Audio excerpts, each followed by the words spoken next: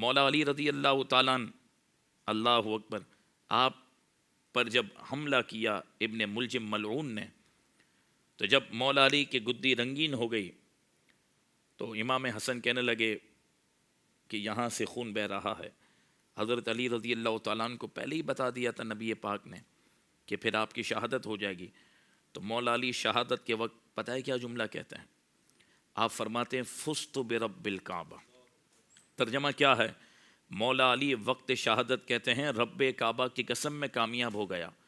کوئی حضرت علی سے پوچھے تو صحیح کہ حضور شہید ہو جانا، گردن کٹوا دینا، یہ کون سی کامیابی ہے؟ ہم تو کامیابی سمجھتے ہیں محفوظ رہنا، بچ جانا، دنیا میں رہنا۔ مولا علی کہتے ہیں تم سمجھے نہیں، میں نے بچپن سے حضور کا ساتھ دیا۔ مولا علی کہنا چاہتے ہیں جس نظریے پر میری ولادت ہوئی، جس نظریے پر میری بچپنا گزرا، جس نظریے پر میری جوانی گزری، میں رب کعبہ کا شکر ادا کرتے ہوئے اعلان کر رہا ہوں کہ اسی حضور کے مشن پر حضور سے وفا کرتے ہوئے آج علی شہید ہو رہا ہے۔ اس لیے کہہ رہا ہے کہ میں رب کعبہ کی قسم کامیاب ہو گیا، کیونکہ کامیابی اور ناکامی زندگی اور موت میں نہیں، نظریے پر کھڑے رہنے میں اور اسی نظریے پر جان دینے میں یہ کامیابی کا معیار ہے۔ یہی بات مولا حسین نے کربلا میں کی کہ ہم تو معمولی بھی کوئی چیز آ جائے تو گھبرا جاتے ہیں، یہ سیدہ زینب ہیں۔ اس وقت ابن زیاد کوئی بھی آرڈر دے دیتا، وہ تو ظالم، آپ کو پتہ ہے ظالم جب ظلم پر آتا ہے تو وہ کچھ دیکھتا نہیں، کچھ بھی آرڈر دے دیتا۔ سیدہ زینب کو نعوذ باللہ شہید کروا دیتا، امام زین العابدین کے بارے میں کوئی حکم جاری کر دیتا۔ لیکن یہ ہستیاں کون ہیں؟ مولا علی اور سیدہ پاک کا خون جن کی رگوں میں دوڑ رہا ہے، وہ بھی نہ جھکے۔ ارے جھکنا تو دور کی بات ہے، لہجہ بھی نرم نہ ہوا، اگر مگر سے بھی بات نہیں کی، نرمی سے بھی بات نہیں کی۔ غور تو کریں، جن ظالموں نے پورے خاندان کو خون میں نہلا دیا، اب یہ سیدہ زینب اور امام زین العابدین موجود ہیں، یہی ظالم تو سامنے ہیں، ابھی تو دن بھی زیادہ نہیں ہوئے، یہ ان کو بھی خون میں نہلا دیتا، لیکن انہوں نے کوئی پرواہ نہ کی، کہا جو رب کی تقدیر ہوگا وہی۔ لیکن سیدہ زینب نے بتا دیا میں علی کی بیٹی ہوں، میں حسین کی ہمشیرہ ہوں، بتا دیا سیدہ زینب نے۔ امام زین العابدین نے بتا دیا میں حسین کا بیٹا ہوں۔ یہ کیا بات ہو گئی؟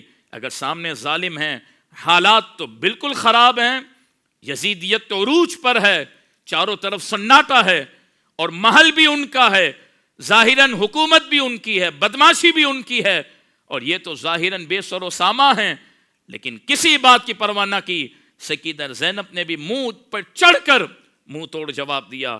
امام زین العابدین نے بھی خطبہ دیا جس نے یزید کے محلات کو بھی ہلا دیا اور کوفہ میں بیٹھے ابن زیاد کو بھی خاموش کر دیا۔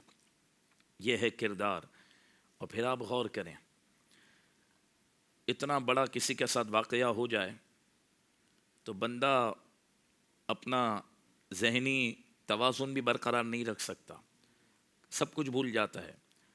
لیکن ان ہستیوں نے، حضور کے خاندان نے اس وقت بھی ظالموں کو جواب دیا، اور اس کے بعد اگر آپ دیکھیں تو ظلم کو سہتے سہتے، اور کیسا ظلم ہوا میں کیا آپ کے سامنے بات کروں کہ کس انداز میں اونٹوں پر، گھوڑوں پر، اور ان کی بھی ننگی پشتیں، اس پر اہل بیت کی مستورات اور حضور کے خاندان کو کس اذیت کے ساتھ مدینہ پاک تک پہنچنا پڑا، لیکن وہاں پر آنے کے بعد بھی اپنے مشن کو جاری رکھا۔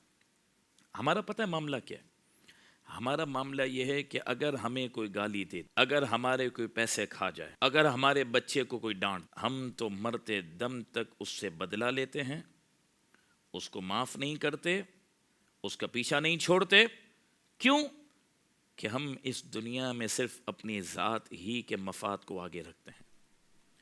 غور کیجئے گا، اہل بیت کا سب سے بڑا ایک اور کردار یہ ہے کہ ان اہل بیت نے اپنے پر ظلم کرنے والوں سے بدلہ لینے کے لیے کوئی پلاننگ نہیں کی مدینے جا کر کہ اتنا اہل بیت پر ظلم ہوا، لہٰذا قوم اب ہمارا ساتھ دے اور قاتلوں سے ہمیں بدلہ لینا ہے۔